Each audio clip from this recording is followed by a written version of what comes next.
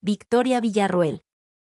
Victoria Eugenia Villarroel, Buenos Aires, 13 de abril de 1975, es una abogada, escritora, activista y política argentina, actual vicepresidenta de la Nación Argentina desde el 10 de diciembre de 2023.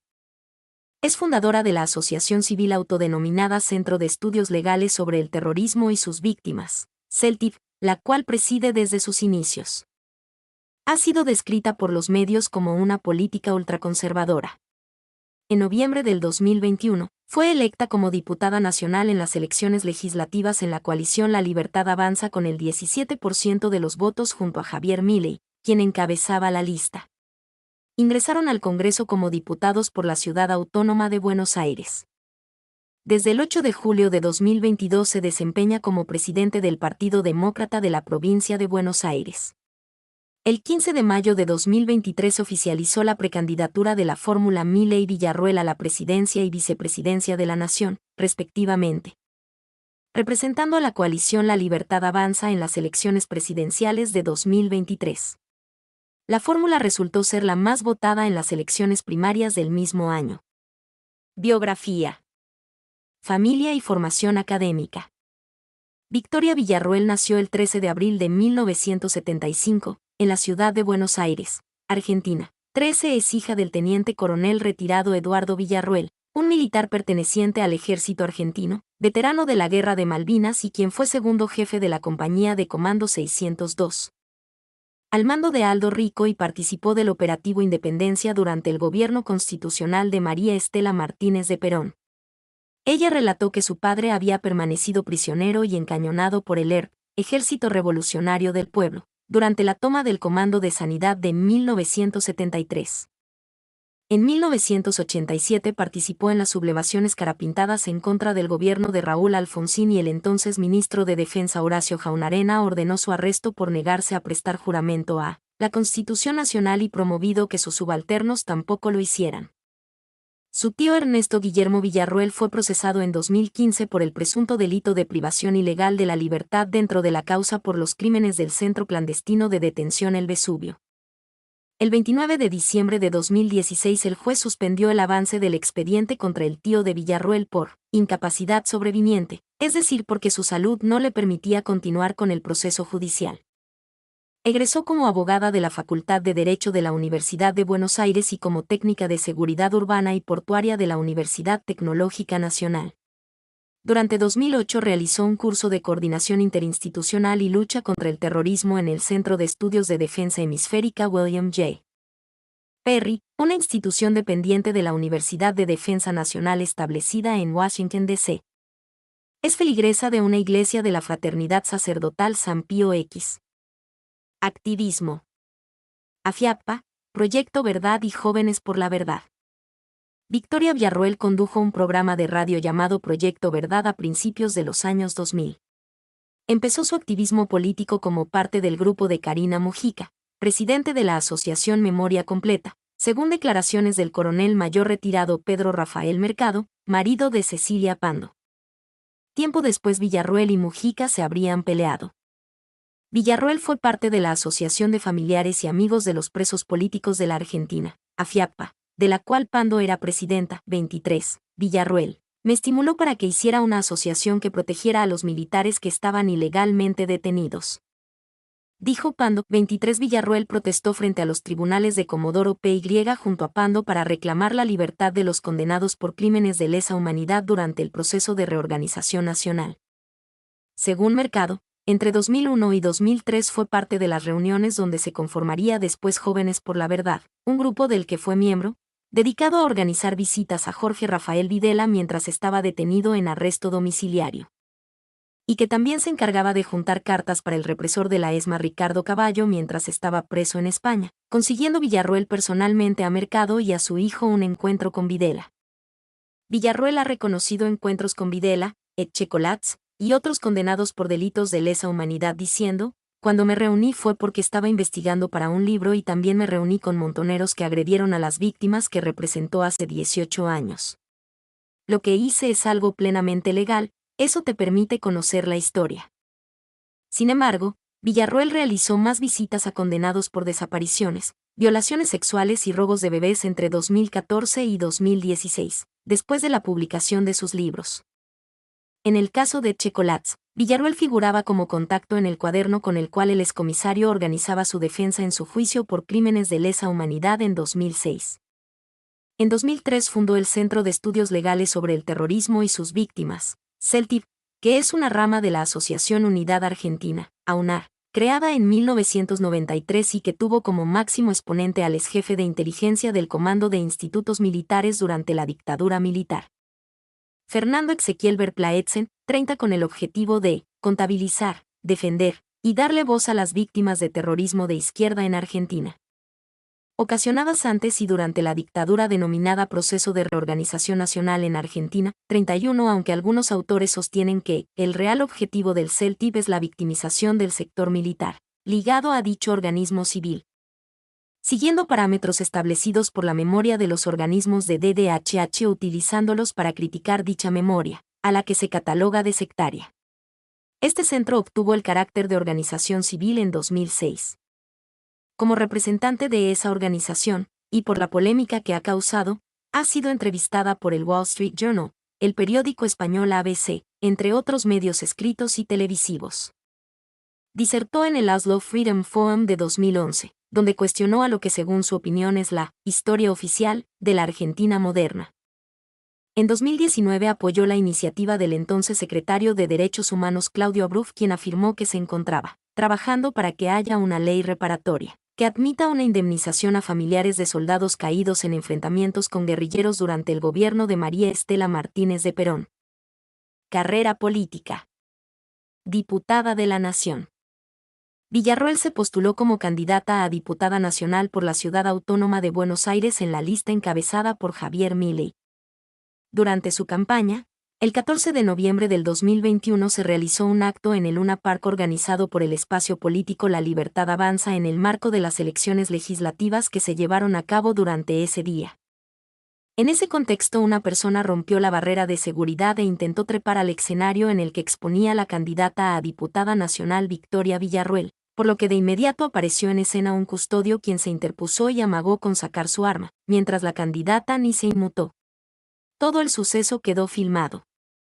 Fue electa como diputada, quedando así su lista en el tercer puesto con el 17,04% de los votos. En julio de 2022, Victoria se afilió al Partido Demócrata de la provincia de Buenos Aires, donde fue electa presidente del mismo el 8 de julio de 2022. En diciembre fue nombrada secretaria general del Partido Demócrata Nacional. Candidatura vicepresidencial 2023.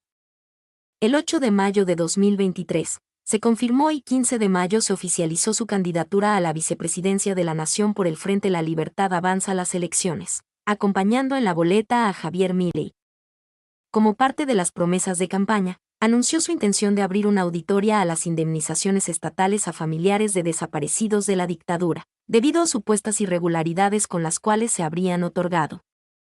Planea elevar en forma progresiva el presupuesto a defensa nacional a un 2% del PBI en un periodo de 8 años, 45-46 según el diario El País. Lo haría redireccionando fondos de los ministerios de Salud, Educación, Trabajo, Ambiente y Mujeres. Vicepresidencia. Villarroel asumió la vicepresidencia de la Nación el 10 de diciembre de 2023. Luego de que en las elecciones presidenciales de 2023 la fórmula encabezada por Javier Milei ganara la contienda en segunda vuelta con el 55,65% de los votos.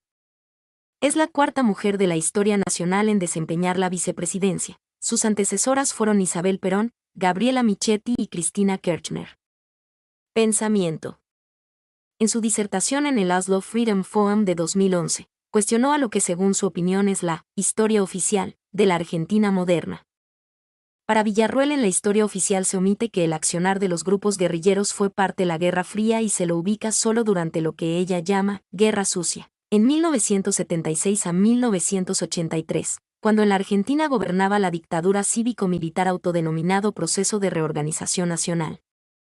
Villarroel indicó que dicho accionar para ella es terrorismo y se lo debe ubicar desde antes de 1976, y que se incrementó en especial luego del restablecimiento de la democracia el 25 de mayo de 1973, tras los indultos a condenados de grupos guerrilleros.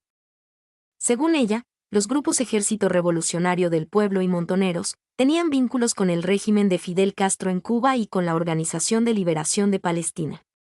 De 1969 a 1980, según Villarroel, se cometieron más de 21.000 atentados en Argentina por parte de dichos grupos armados. También señaló que según su opinión esta historia fue luego cubierta por los gobiernos kirchneristas y que a exmiembros de grupos guerrilleros de la década de 1970 se les dio protección y cargos en el Estado. Villarroel sostuvo en varias oportunidades que las víctimas del accionar de las organizaciones armadas como Montoneros o el ERP en Argentina han pasado décadas esperando justicia, reconocimiento y reparación. Según ella, ningún esfuerzo por garantizar los derechos de estas víctimas ha tenido éxito en los tribunales argentinos. Ha descrito el accionar de los jueces han servido como garantes de la impunidad de terroristas. 48-51-52 como titular del CELTIP. Consiguió elaborar un listado de 17.380 personas de víctimas del accionar de los grupos guerrilleros en Argentina, y agregó que esta cifra es preliminar. 53 en su libro Hijos de los 70 comparte una lista de 1.010 víctimas civiles de la guerrilla entre 1969 y 1979, lista que incluye miembros del ejército argentino, la policía civiles y 84 personas sin identificar, por nombre y apellido. Ha sido acusada de defender o reivindicar a la dictadura cívico-militar autodenominada Proceso de Reorganización Nacional. Según sus dichos, una parte de la sociedad argentina asume que alguien apoya a la dictadura por no estar de acuerdo con lo hecho por las organizaciones guerrilleras.